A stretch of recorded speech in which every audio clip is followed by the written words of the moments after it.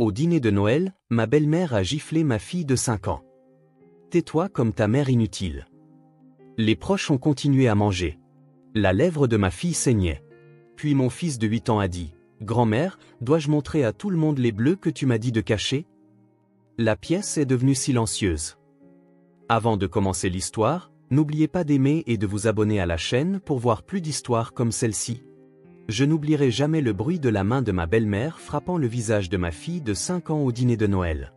Le claquement a résonné dans cette salle à manger immaculée comme un coup de feu, et 20 membres de la famille ont continué à manger leur jambon glacé comme si de rien n'était. Mais ce que mon fils de 8 ans a dit ensuite a figé tout le monde à cette table. Et cela a révélé un secret qui allait détruire notre famille pour toujours. Je m'appelle Brooke et je dois vous raconter ce qui s'est passé à Noël dernier lors du dîner de la famille Hawthorne. Parce que parfois, les personnes qui sont censées protéger nos enfants deviennent leur plus grande menace. Et parfois, il faut le courage d'un enfant pour révéler ce que les adultes choisissent d'ignorer. Imaginez la scène. Ma fille Penny, 5 ans, avec ses boucles blonds vénitiens et son sourire aux dents écartées, portant sa robe de Noël spéciale avec le nœud rouge scintillant qu'elle avait choisi des semaines plus tôt. Elle était si excitée ce matin-là, tourbillonnant devant le miroir, me demandant si grand-mère la trouverait jolie. Je lui ai dit oui, même si je savais que Judith n'avait jamais fait un seul compliment à aucun de mes enfants en 7 ans de mariage avec son fils.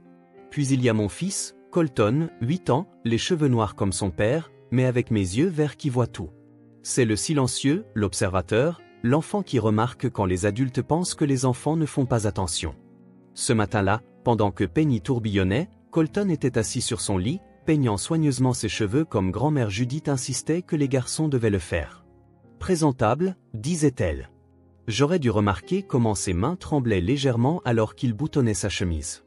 Mon mari Trevor, 36 ans, cadre intermédiaire brillant dans un cabinet de conseil, l'enfant prodige qui ne pouvait rien faire de mal aux yeux de sa mère. Il était déjà stressé ce matin-là, vérifiant sa montre toutes les 5 minutes, nous rappelant que nous ne pouvions pas être en retard. Tu sais comment est maman avec la ponctualité, disait-il en rajustant sa cravate pour la 3e fois. Trevor a hérité des traits fins de sa mère, mais pas de sa cruauté, bien qu'il ait hérité de quelque chose de pire, l'incapacité de lui tenir tête. Et puis il y avait Judith elle-même, 62 ans, cheveux argentés toujours parfaitement coiffés, portant des perles qui coûtaient plus cher que la plupart des voitures.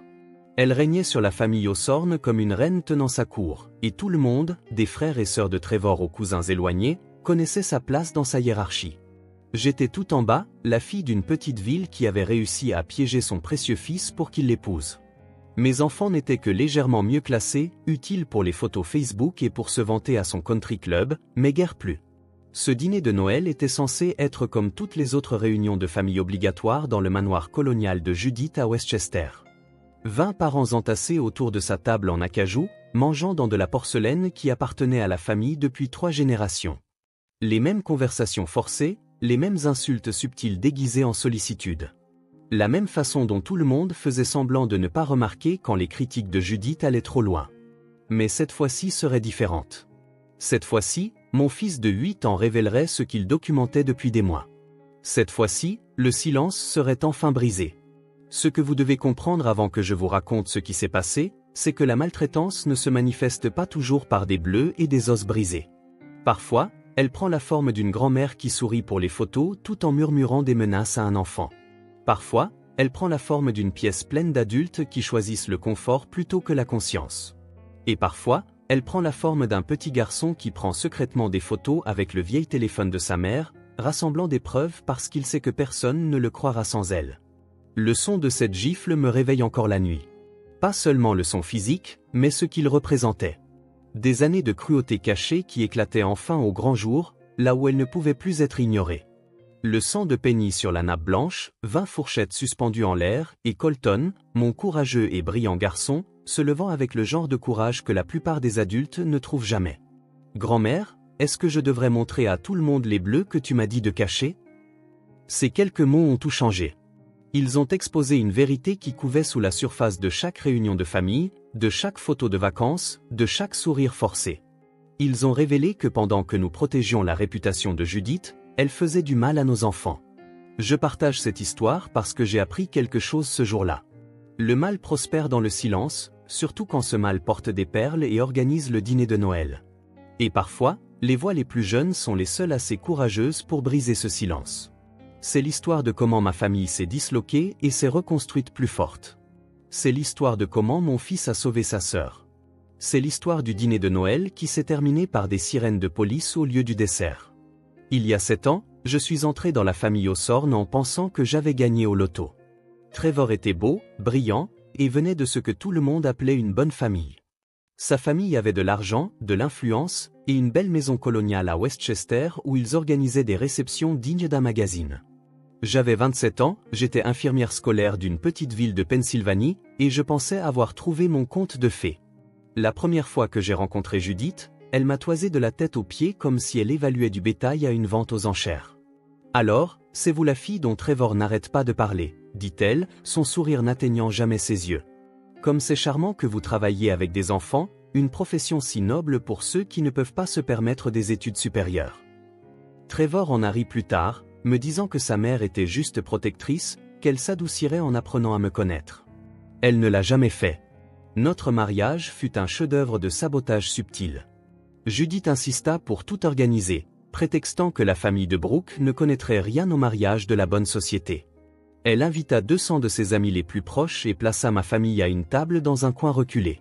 Pendant son discours, elle passa 10 minutes à parler de l'ex-petite amie de Trevor, Catherine, la chirurgienne qui lui avait échappé. « Mais je suppose que nous faisons tous des choix », conclut-elle en levant sa coupe de champagne vers moi. « Bienvenue dans la famille, Brooke. » Quand Colton est né 1 an plus tard, Judith s'est soudainement intéressée à nos vies.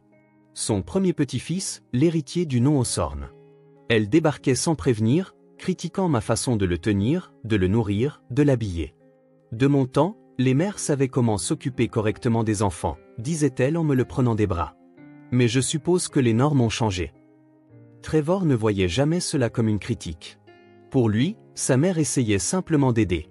3 ans plus tard, à l'arrivée de Penny, l'intérêt de Judith s'est considérablement refroidi. Une petite fille était une monnaie moins précieuse au country club. Elle s'extasiait devant Penny quand les autres regardaient, mais dès que nous étions seuls, le masque tombait. Une autre bouche à nourrir avec le salaire de Trevor, marmonna-t-elle un jour alors que j'allaitais. J'espère que vous n'envisagez pas d'en avoir d'autres. Les réunions de famille obligatoires étaient des exercices d'endurance.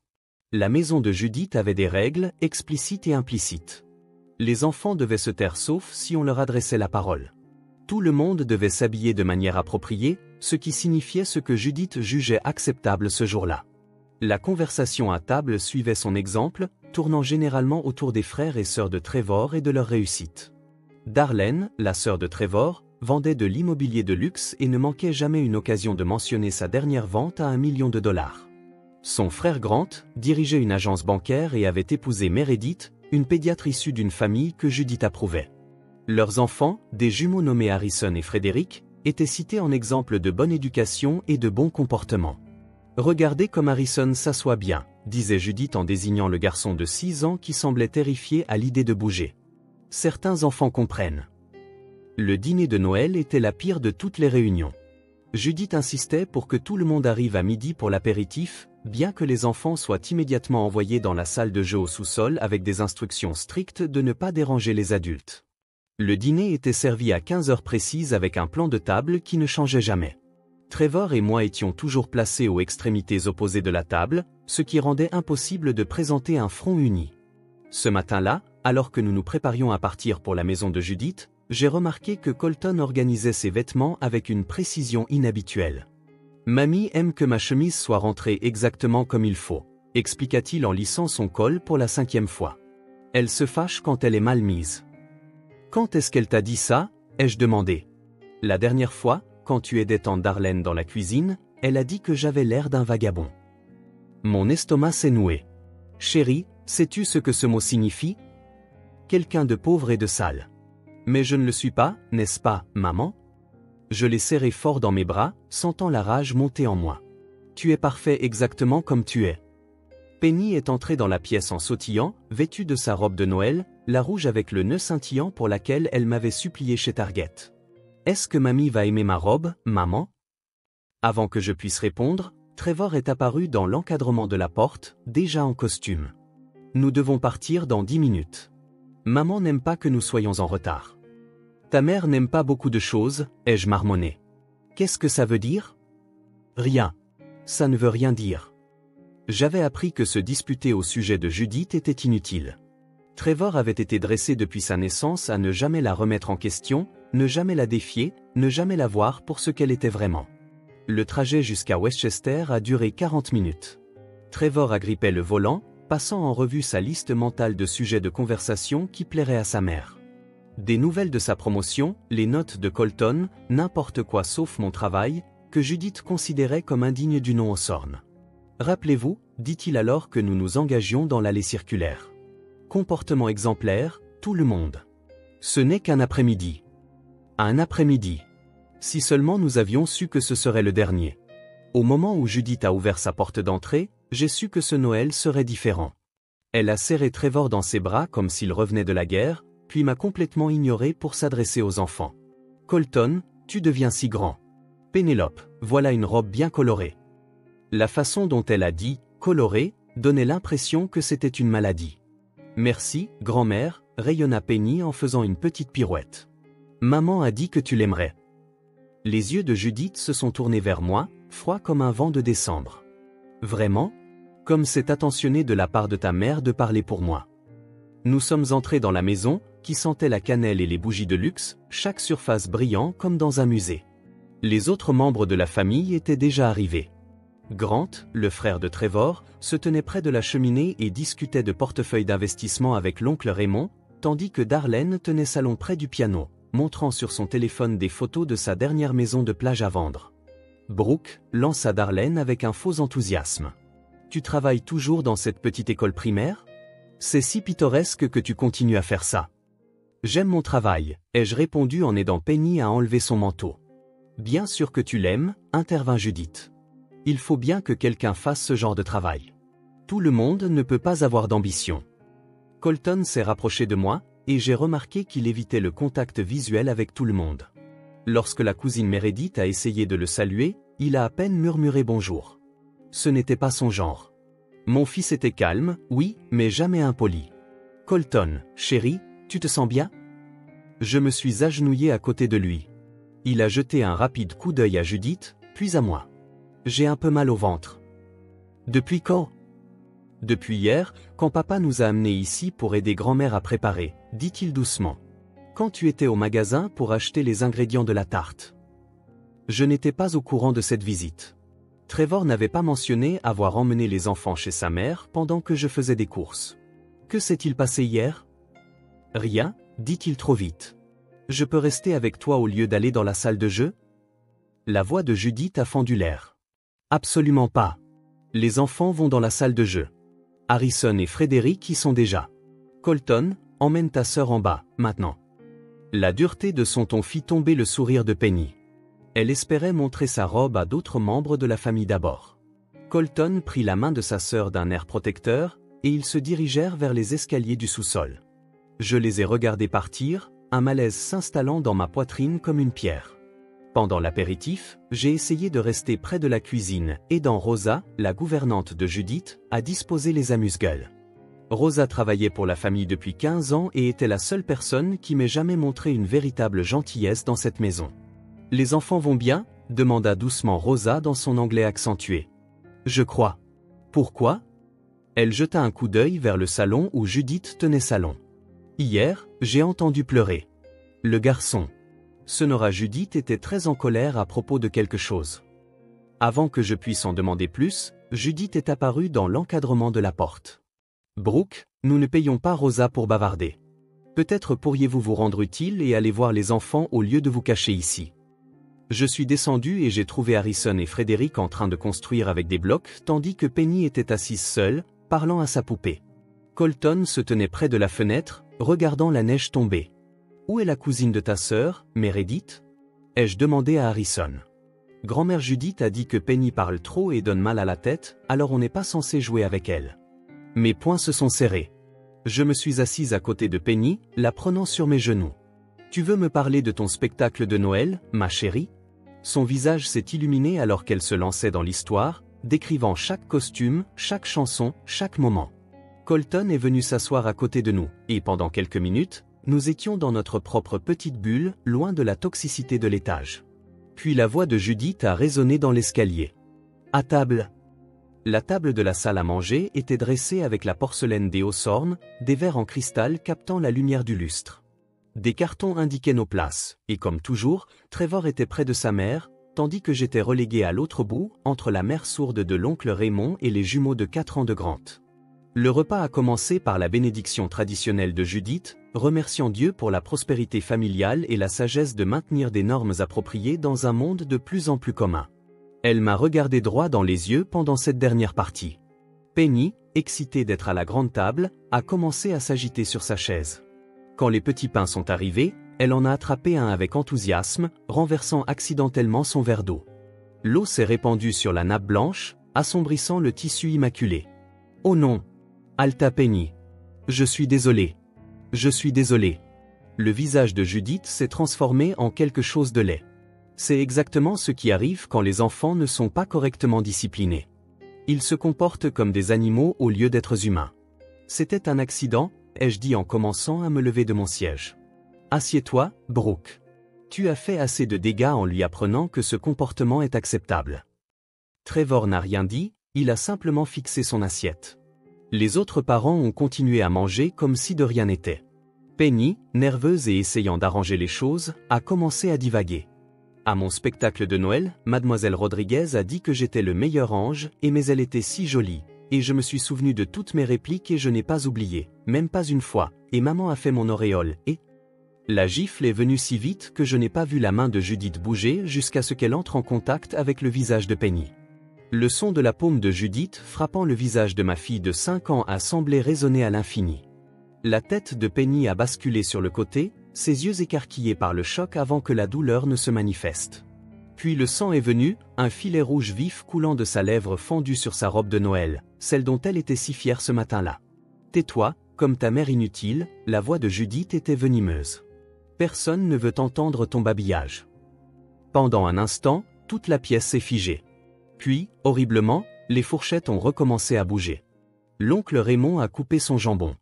Tante Francine a attrapé son verre de vin. Grant s'est raclé la gorge et a interrogé Harrison sur ses notes de maths. 20 adultes ont continué leur dîner de Noël pendant que mon bébé était assis là, en sang. Je me suis levé de ma chaise si vite qu'elle a raclé le sol. « Qu'est-ce que tu viens de faire ?» J'ai discipliné un enfant qui en a clairement besoin, dit Judith calmement, en s'essuyant la bouche avec sa serviette comme si elle n'avait pas juste agressé ma fille. Quelque chose que tu es apparemment incapable de faire. Je me suis dirigé vers Penny, mais Judith s'est levée, me barrant le chemin. Assieds-toi, Brooke. Tu fais une scène. Je fais une scène? Tu viens de frapper mon enfant. Je lui ai donné une petite tape pour sa mauvaise conduite. De mon temps, les enfants connaissaient leur place. Trevor a finalement parlé, sa voix faible et pathétique. Maman, c'était un peu dur. Judith s'est retournée contre lui. N'ose pas me remettre en question dans ma propre maison, Trevor. J'ai élevé 3 enfants qui ont réussi. Celle-ci, dit-elle en me désignant d'un geste dédaigneux, ne peut même pas enseigner les bonnes manières à une enfant de 5 ans. Je suis passé devant Judith et me suis agenouillé à côté de Penny, dont les épaules étaient secouées de sanglots silencieux. Elle avait appris à ne pas pleurer bruyamment dans cette maison. Avec ma serviette en tissu, je lui ai doucement tamponné la lèvre. Ma formation d'infirmière a pris le dessus alors même que la rage me consumait. La coupure n'était pas profonde, mais sa lèvre enflait déjà. « Ce n'est rien, mon bébé », ai-je murmuré. « Maman est là. » « Ça fait mal », gémit-elle si doucement que seul moi pouvais l'entendre. « Je sais, ma chérie. Nous allons partir. » Darlene a finalement montré une lueur d'humanité. Peut-être devrions-nous lui mettre de la glace sur la lèvre. De la glace, ricana Judith. Pour cette petite tape? Vous êtes tous ridicules. L'enfant doit apprendre qu'elle ne peut pas monopoliser la conversation des adultes avec son bavardage insignifiant. Elle a 5 ans, ai-je dit en me levant, prenant Penny dans mes bras. Elle était excitée par son spectacle de Noël. Exactement. 5 ans et incapable de se contrôler. Que penseront les gens quand elle se comportera ainsi en public? Que penseront les gens, ai-je répété, incrédule. Tu t'inquiètes des apparences alors que ma fille saigne. La femme de Grant, Meredith, s'est agitée, mal à l'aise. Peut-être devrions-nous tous nous calmer. C'est Noël. Oui, calmons-nous tous, dit Judith en retournant à sa place. Brooke, arrête de la couver. Tu lui apprends à être faible. J'ai regardé autour de la table ces gens, ces lâches qui étaient assis là à manger leur repas coûteux pendant qu'une grand-mère maltraitait sa petite fille. Tante Francine étudiait ses haricots verts avec attention. Oncle Raymond avait une fascination soudaine pour le plafond. Même Rosa, qui se tenait dans l'embrasure de la porte, a détourné le regard. Trevor, ai-je dit, ma voix tranchante. Nous partons. Va chercher Colton. Mon mari, le père de ses enfants, l'homme qui avait promis de protéger notre famille, a secoué la tête. Brooke, ne réagit pas de manière excessive. C'est le dîner de Noël. Maman ne voulait pas faire de mal. Pas faire de mal? Regarde le visage de ta fille. Penny a enfoui sa tête dans mon épaule. Le sang de ses lèvres tachait ma robe. Je pouvais la sentir trembler, la sentir essayer de se faire toute petite, et quelque chose en moi a cédé. Vous savez quoi? Vous pouvez tous aller au diable. Chacun d'entre vous qui êtes assis ici à prétendre que c'est normal. Quel langage, fit Judith d'un air réprobateur. Pas étonnant que les enfants n'aient aucune manière. Mes enfants ont de très bonnes manières, ai-je rétorqué. Ils ont aussi quelque chose qu'aucun de vous ne possède. Ils ont de l'empathie. Ils ont de la gentillesse. Ils ont du courage. Du courage? Grant a ri d'un air moqueur. Leur apprendre à faire des crises de colère, c'est ça le courage. C'est alors que j'ai remarqué que Colton était resté silencieux pendant tout ce temps. Mon fils de 8 ans était assis parfaitement immobile, les mains jointes sur ses genoux, le visage pâle mais déterminé. Il regardait Judith avec une expression que je n'avais jamais vue auparavant. Pas de la peur, pas de la colère, autre chose. De la résolution. Nous partons, ai-je annoncé de nouveau, plus fort cette fois. Et nous ne reviendrons jamais. Judith a ri. Un son froid et cruel. Ne sois pas dramatique, Brooke. Tu seras de retour la semaine prochaine quand Trevor t'aura raisonné. Tu reviens toujours. Où irais-tu d'autre? Retourner dans ton petit appartement en Pennsylvanie? Retourner dans la caravane de tes parents? La maison de mes parents est peut-être petite, mais elle est remplie d'amour. Quelque chose que ce manoir n'aura jamais. L'amour, Judith s'est levée de nouveau, son visage tordu de mépris. L'amour ne paie pas les écoles privées. L'amour n'ouvre pas les portes. L'amour n'a pas d'importance dans le monde réel. Tu as raison, ai-je dit en serrant Penny plus fort. Ta version de l'amour n'a pas d'importance. Ta version de l'amour vient avec des bleus. La pièce est devenue silencieuse. Trop silencieuse. C'est alors que Colton s'est levé. Colton se leva lentement, ses petites mains posées fermement sur la table. À 8 ans, il avait l'air à la fois terriblement jeune et incroyablement courageux. Sa voix, quand elle est venue, était claire et assez forte pour que tout le monde l'entende. « Grand-mère, est-ce que je devrais montrer à tout le monde les bleus que tu m'as dit de cacher ?» Le silence qui a suivi était absolu. Les fourchettes suspendues à mi-chemin des bouches, les verres de vin figés en pleine gorgée. Même l'horloge grand-père dans le couloir semblait avoir arrêté son tic-tac. Le visage de Judith est passé du rouge au blanc en quelques secondes. « Quelle bêtise racontes-tu, enfant ?» Les bleus, a répété Colton, sa voix gagnant en force. Ceux sur mes bras, de quand tu m'as attrapé hier parce que je n'avais pas plié les serviettes en triangle correctement. Ou celui sur mon dos, de quand tu m'as poussé contre le cadre de la porte le mois dernier parce que j'ai parlé sans qu'on me pose de questions. Tu mens, balbutia Judith. Tu inventes des histoires comme ta mère t'apprend à le faire. J'ai des photos. Colton a sorti de sa poche mon vieux téléphone, celui que je lui avais donné pour jouer à des jeux. Maman est infirmière. Elle m'a appris que si quelqu'un te fait du mal à l'école, tu dois le documenter. Alors, j'ai documenté. Il a tourné l'écran du téléphone vers la table, faisant défiler image après image. Des empreintes de doigts violettes sur des bras minces, un bleu s'étalant sur son omoplate, une coupure en croûte derrière son oreille. Chaque photo avait un horodatage. 15 octobre, a-t-il raconté calmement. C'est quand tu m'as tordu l'oreille jusqu'au sang parce que je n'ai pas dit bonjour assez fort. 3 novembre, tu m'as pincé la cuisse sous la table si fort que je n'ai pas pu marcher correctement pendant 2 jours parce que j'ai pris une deuxième portion sans permission. 28 novembre, Thanksgiving, tu as attrapé mon poignet et tu l'as tordu en arrière parce que j'ai ri de quelque chose que Penny a dit pendant le dîner. Darlene a eu un hoquet, sa main volant à sa bouche. Mère, est-ce que c'est vrai?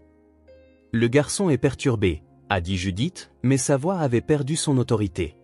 Il s'est probablement fait ça tout seul pour attirer l'attention. Il y a aussi une vidéo, a poursuivi Colton comme si elle n'avait pas parlé. Il a tapé sur l'écran et soudain, la voix de Judith a rempli la pièce depuis le haut-parleur du téléphone. Espèce de sale petit morveux. Tu te crois spécial parce que ta mère te couve. Tu n'es rien. Tu es faible et stupide, tout comme elle. Et si tu parles à quelqu'un de nos petites corrections, je m'assurerai que ta sœur reçoive le double. Dans la vidéo, on pouvait entendre Colton pleurer. Voir la main manucurée de Judith agripper sa petite épaule assez fort pour laisser des marques. Ça, c'est de Thanksgiving, a dit simplement Colton. Quand maman aidait à nettoyer et que papa regardait le football, tu as dit que tu m'apprenais à être un homme. Trevor s'est levé de sa chaise, la première véritable émotion que je voyais de lui de toute la journée. Tu as fait du mal à mon fils. Mon fils de 8 ans. Je le disciplinais, a hurlé Judith, son sang-froid finissant par craquer. Il faut bien que quelqu'un le fasse puisque tu as épousé cette traînée qui ne sait rien de l'éducation des enfants. Correctement? Je suis resté immobile, tenant Penny, qui était devenue silencieuse contre mon épaule. Tu appelles la maltraitance d'enfants correctement? Grant parcourait les photos sur le téléphone de Colton, son visage devenant plus pâle à chaque image. Bon sang, mère. Certaines de ces photos remontent à des mois. Pourquoi ne nous as-tu rien dit? Il a regardé Colton avec quelque chose qui approchait de l'horreur. Parce que grand-mère a dit que personne ne me croirait, a répondu Colton. Elle a dit que tout le monde l'aime plus qu'il ne m'aime. Elle a dit que si je parlais, elle s'assurerait que papa divorce de maman et que nous ne le reverrions plus jamais. Meredith, qui était restée silencieuse jusqu'à présent, a soudain pris la parole. Oh mon Dieu, Harrison, Frédéric, venez ici tout de suite. Elle a rassemblé ses jumeaux contre elle, les étudiant avec une précision médicale. Est-ce que grand-mère Judith vous a déjà fait du mal? Harrison, le jumeau aîné de 3 minutes, a regardé son frère, puis ses parents. Elle nous tire les cheveux parfois quand personne ne regarde. La pièce a éclaté. Les membres de la famille parlaient les uns par-dessus les autres, les accusations fusaient, les dénégations et les récriminations remplissaient l'air. Mais à travers tout cela, Colton se tenait parfaitement immobile, mon téléphone à la main, observant Judith avec ses yeux verts impassibles. J'ai gardé des preuves parce que maman m'a appris que les infirmières et les médecins documentent toujours tout, a-t-il dit, sa voix tranchant dans le chaos. Elle a dit que les preuves protègent les gens. Alors je me suis protégé, moi et Penny. Petit monstre, a grondé Judith en se jetant sur lui. Trevor a attrapé son bras et pour la première fois en 7 ans, je l'ai vu vraiment tenir tête à sa mère. N'ose plus jamais toucher à mon fils. Ton fils? Ton fils? Judith a ri hystériquement. Tu n'es rien sans moi, Trevor. C'est moi qui t'ai fait. Je t'ai tout donné. Tu m'as donné un traumatisme, a dit Trevor doucement, et la pièce est redevenue silencieuse. Tu m'as donné des années de thérapie que je n'ai pas eu le courage de suivre. Tu m'as donné l'incapacité de protéger mes propres enfants parce que j'avais encore peur de toi. L'oncle Raymond a finalement parlé, sa voix bourrue. J'appelle la police. Ne sois pas ridicule, a rétorqué Judith. Je suis un pilier de cette communauté. Personne ne croira ces bêtises.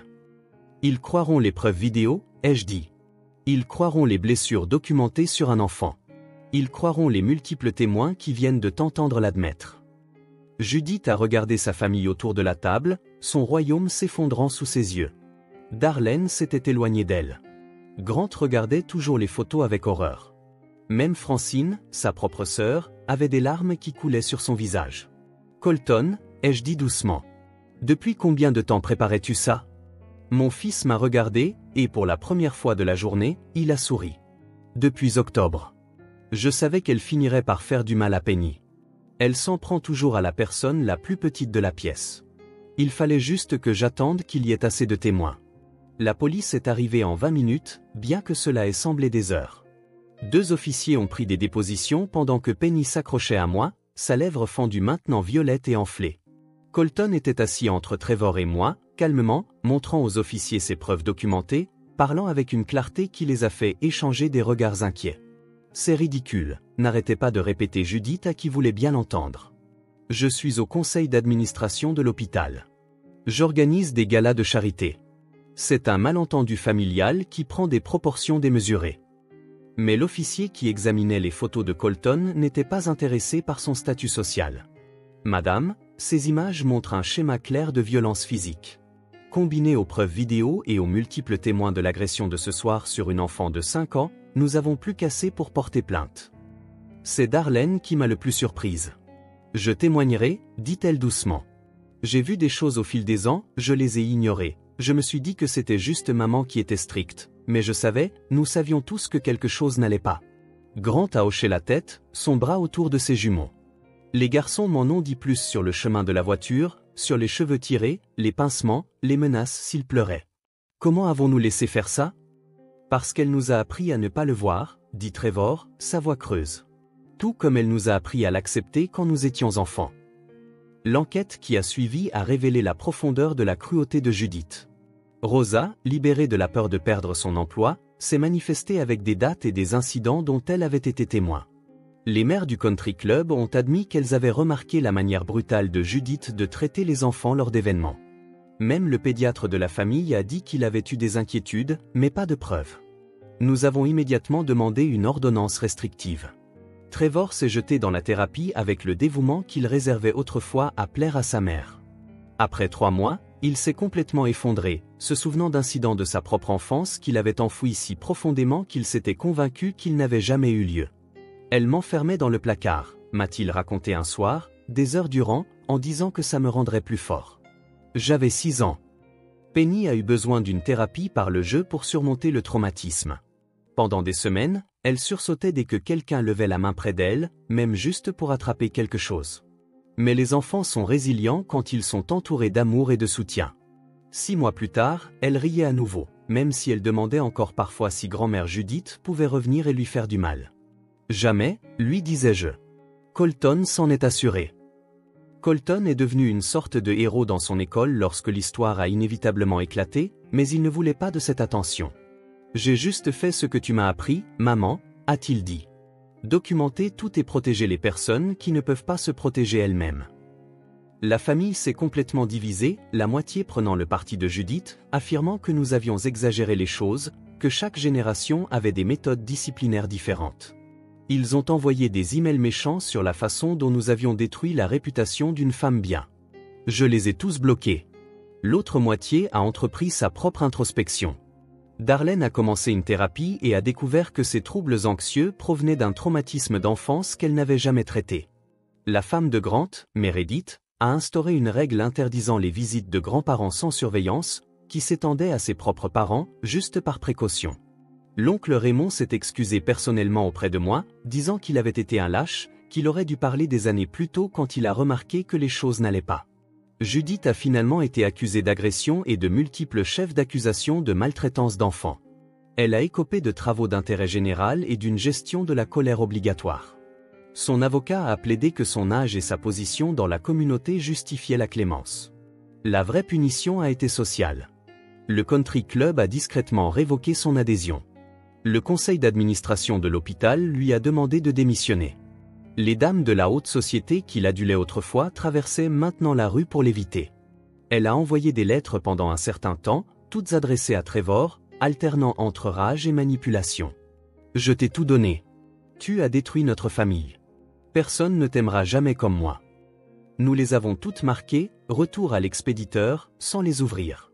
Aujourd'hui, 1 an plus tard, notre famille est plus petite, mais plus forte. Nous passons les vacances chez mes parents en Pennsylvanie, où la maison est peut-être modeste, mais personne n'a à mériter le droit de parler. Où Penny peut raconter ses histoires décousues sans crainte. Où Colton n'a pas à documenter les blessures parce qu'il n'y en a aucune à documenter. Trevor m'a demandé une fois si je pouvais lui pardonner de ne pas avoir protégé nos enfants. Je lui ai dit la vérité. Le pardon prendrait du temps. Mais le voir se battre pour devenir un meilleur père, un meilleur protecteur, était un début. La dernière fois que quelqu'un a posé une question sur Judith, Penny a dit « Nous n'avons plus de grand-mère Judith. Nous avons Nana et Pop-Pop qui nous aiment. » Et Colton, mon garçon sage et courageux qui nous a tous sauvés, a simplement dit « Parfois, perdre des personnes toxiques n'est pas une perte du tout. C'est la liberté. » J'ai appris que garder le silence pour maintenir la paix n'est pas la paix. C'est de la complicité enveloppée de lâcheté. J'ai appris que parfois, les plus petites voix portent les plus grandes vérités. Et j'ai appris que la vraie famille n'est pas une question de sang, d'argent ou de statut social. Il s'agit de savoir qui vous défend quand se lever leur coûte tout. Plus important encore, j'ai appris qu'un enfant de 8 ans avec un téléphone et le courage de documenter les abus peut faire tomber un empire bâti sur la peur. Certains ponts, une fois brûlés, éclairent le chemin vers de meilleurs endroits. Et certaines familles deviennent plus fortes en devenant plus petites. Si vous avez apprécié cette histoire, veuillez prendre un moment pour aimer cette vidéo et la partager avec quelqu'un qui a besoin d'entendre que se dresser contre la maltraitance en vaut toujours la peine, peu importe qui est l'agresseur. Votre soutien aide ces histoires importantes à atteindre des personnes qui pourraient souffrir en silence. Et n'oubliez pas de vous abonner à notre chaîne pour plus d'histoires vraies puissantes qui nous rappellent à tous que le courage se présente sous toutes les tailles. Parfois aussi petit qu'un garçon de 8 ans avec un téléphone et un plan. Merci d'avoir écouté et rappelez-vous, documentez tout, protégez les vulnérables et n'ayez jamais peur de briser le silence.